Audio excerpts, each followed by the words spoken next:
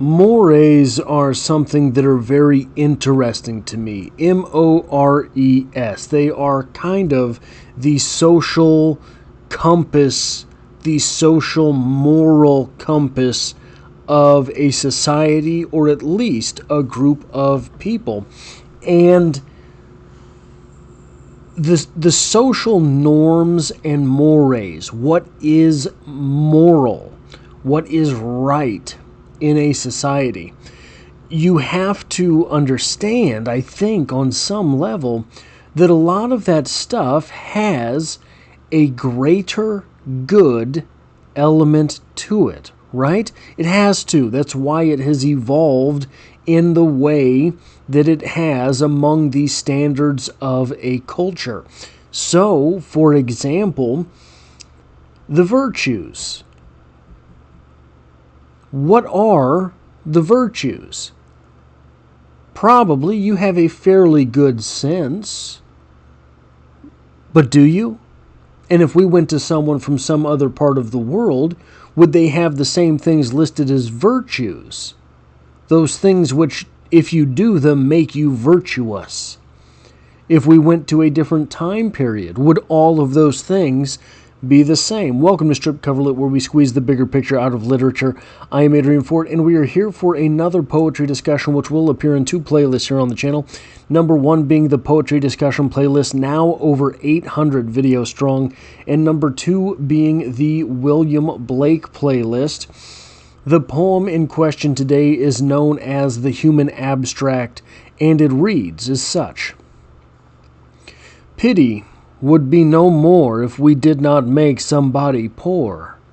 And mercy no more could we be if all were as happy as we. And mutual fear brings peace, till the selfish love increase. Then cruelty knits a snare, and spreads his baits with care. He sits down with holy fears, and waters the grounds with tears. Then humility takes its root underneath his foot. Soon spreads the dismal shade of mystery over his head, and the caterpillar and fly feed on the mystery. And then it bears the fruit of deceit, ruddy and sweet to eat, and the raven his nest has made in its thickest shade. The gods of the earth and sea sought through nature to find this tree, but their search was all in vain. There grows one in the human brain. I think part of this is, we look at the virtuous with glee. We look happily upon those who act virtuously. But for pity, a virtue to exist, somebody has to be poor. For mercy itself to exist, somebody's day has to suck. Somebody has to not be doing as well as are we in order for that mercy to come through. And then my favorite of the group here, so we get several of them, but mutual fear brings peace. If you are a peaceful individual, it is only out of fear. Human nature says that there is something else you want. There is something more you want. If you are indeed a peaceful individual, it's because of the assured mutual destruction.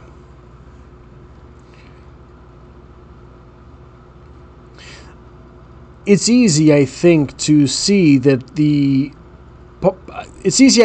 interpret a big part of this poem as bad stuff is inescapable. The world is going to suck.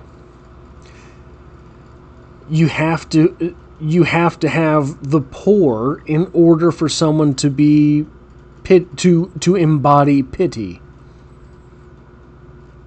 And without that, would anyone be virtuous? But I think maybe the more interesting take on this is from the other side. So, do we just accept that things are going to suck? And because things are going to suck, because there will be poor people, well, there will always be poor people. And it doesn't matter how I treat them. I am not poor. There will always be someone whose day is not going well. And it does not matter how I treat them, because mercy will do them no good. Someone's day has to suck. Peace?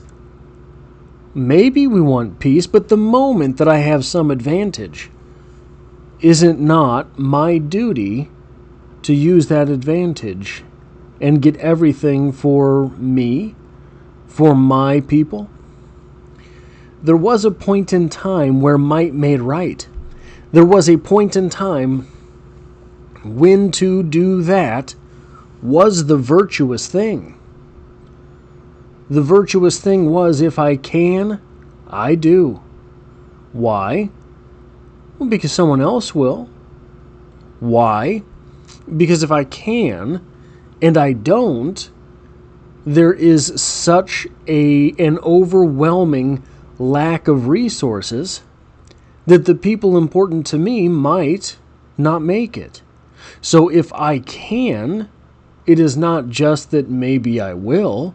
If I can, it should be that I do.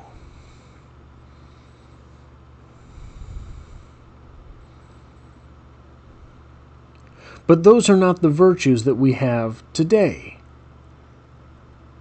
Somewhere along the line, an abundance rose.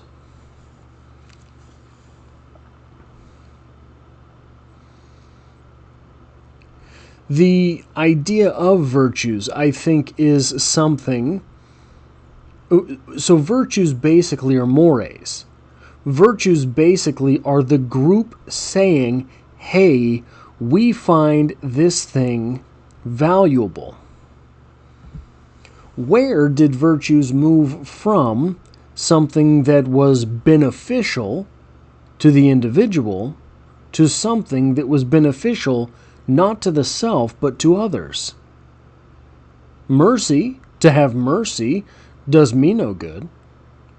To exemplify pity does me no good. To be peaceful does me no good. If I'm being peaceful, it just does something good for the other person. If I'm having mercy, it does something good for the other person. This is, I think, what Nietzsche would refer to as the slave mentality of Christianity. I'm not going to get into exactly or everything that I can understand that Nietzsche said about that here.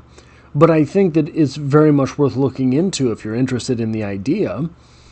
But I think that this was a turn around that year zero mark.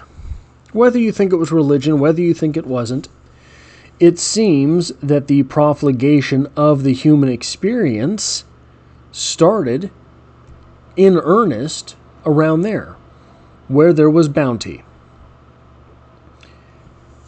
In a society with bounty, and only in a society with bounty, do the ideas of laws really make all that much sense.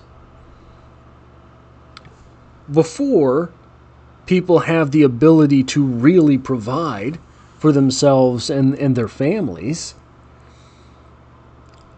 if I know my little one is starving and you have a goat,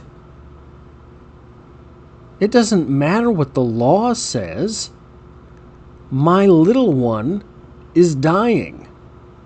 I am going to do everything in my power to convince you that the night witch killed your goat while my little one gets to eat.